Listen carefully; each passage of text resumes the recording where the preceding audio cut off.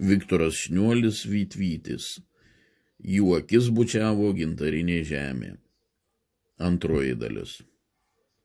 Rainių miškelio Panevėžio pravieniškių tragedijos tie skaudūs įvykiai šaukė į kovą. Nebebaugino net karas, kuris ir sugriovė baisus okupantų planus. Nutolus frontui Vytautas ryžosi tęsti mokslus. Jis norėjo studijuoti lietuvių kalbą ir literatūrą. Bet naujieji šeimininkai pareikalavo prieš tai atitarnauti Reicho darbo tarnyboje. Nenorėdamas tarnauti okupantams, Vytautas pradėjo dirbti Radviliškio geležinkelio valdyboje vertėju, nes gimnazijoje buvo gerai išmokęs vokiečių kalbą. Tačiau jauna širdis nerimo ir 1942 vokiečių okupacijos metais stojo į pagrindinės pasipriešinimo organizacijos Lietuvos laisvės armijos gretas.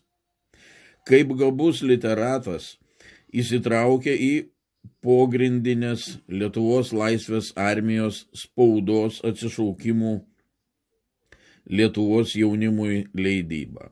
Priklausė Radviliškyje veikusiai grupiai, kuriai vadovavo nepriklausomos Lietuvos kariuomenės leitenantas Adolfas Eidimtas. Iš jo gavo įsakymą savo apylinkėse įkurti Lietuvos laisvės armijos grupę ir jai vadovauti, kad išlaikytų konspiraciją ir nesukeltų įtarimo, dėl ko jaunimas būrėsi gimtajame kaime. Vytautas įkūrė sporto klubą, kurį pavadino Tautos didvyrio Girėno vardu. Vytautas savo tėviškėje įrengė krepšinio aikštelę, įkūrė Lietuvos laisvės armijos štabą, ginklų sandėlį. Tikėjosi, kad du plėšrūnai besigalinėdami nusilps ir susidarys palankios sąlygos atkurti prarastą Lietuvos nepriklausomybę, nes kito pasirinkimo ir nebuvo. Deja, svajonės, lūkesčiai neišsipildė, o įvyko tai, ko labiausiai nenorėjo. Prasidėjo antroji sovietinė okupacija. Lietuvos laisvės armijos vadovybė davė įsakymą į vakarus nesitraukti, o tėvynėje organizuoti ginkluotąjį pasipriešinimą. Kaip išsiveržusio ugnikalnio lava tėvynę užplūdo raudonieji, kuriems nebuvo nieko švento. Vienas raudonarmietis tėvui Vincentui Šniuoliui pasakė: mes 200 milijonų einame viską griaudami, viską naikindami, o tu dar nori statyti? Kai kam ta netvarka patiko vogti, plėšikauti, o ne dirbti, auginti duoną. Ir tėvynė atsidūrė baisiame pavojuje. Nebuvo galimybių palaikyti ryšius su Lietuvos laisvės armijos vadovybė, todėl teko veikti savarankiškai.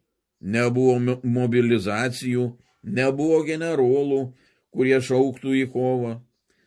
Ta kova prasidėjo spontaniškai. Visoje Lietuvos teritorijoje kūrėsi partizanų būriai. Ne keršto, ne neapykantos, o tėvynės meilės vedami. Vėlai 1944 rudenį, kada Dubysos slėniuose dar tebedundėjo patrankos, būrelis Lietuvos laisvės armijos narių ir bendraminčių, apie 30 vyrų Radviliškio rajone Mažuolių miško masyve, susibūrė sunkiai partizaninio pasipriešinimo kovai.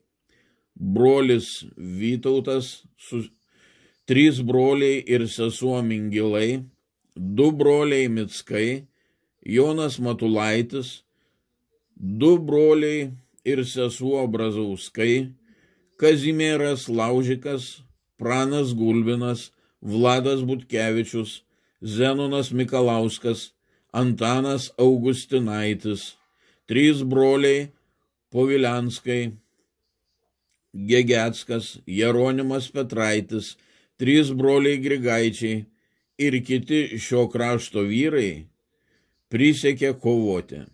Jie susiburdavo ir vėl išsiskirstydavo, nes fronto linija dar buvo visai arti ir apylinkėse buvo labai daug kariuomenės. Susisiekė su partizanais grinkiškiečiais. Artėjo žiema. Prie minėtų vyrų prisijungė grinkiškiečiai, nes jų apylinkėse mažesni miškai ir žiemą sunkiau išsilaikyti. Mažuolių miško glūdumoje pačiame masyvo viduryje 11 kvartale partizanai iškasė bunkerį. Jis buvo neslaptas, bet gynybinio pobūdžio, su atsišaudymo angomis. Aplinkui gerai užminuotas. Tarp partizanų buvo kovojusių fronte ir gerai nusimanančių apie bunkerio įrengimo technologiją. Ryšininkais tapo partizanų tėvai ir seserys. Tėvas Vincentas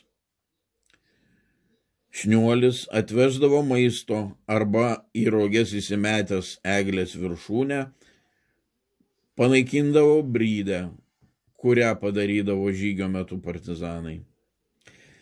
Pranešdavo apie padėtį apylinkėse, apie NKVD kariuomenės dalinių judėjimą.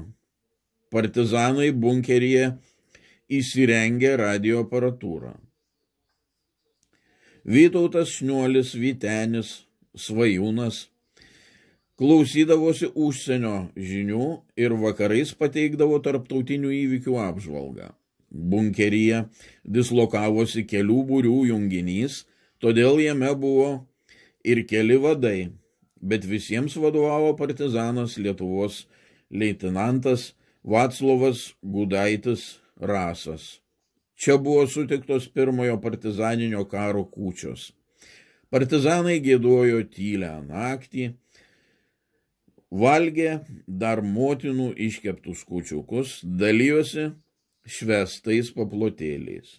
Nuotaika buvo pakili, nes dar nebuvo patirta skaudžių netekčių ir šventai tikėtasi išsikovoti laisvę.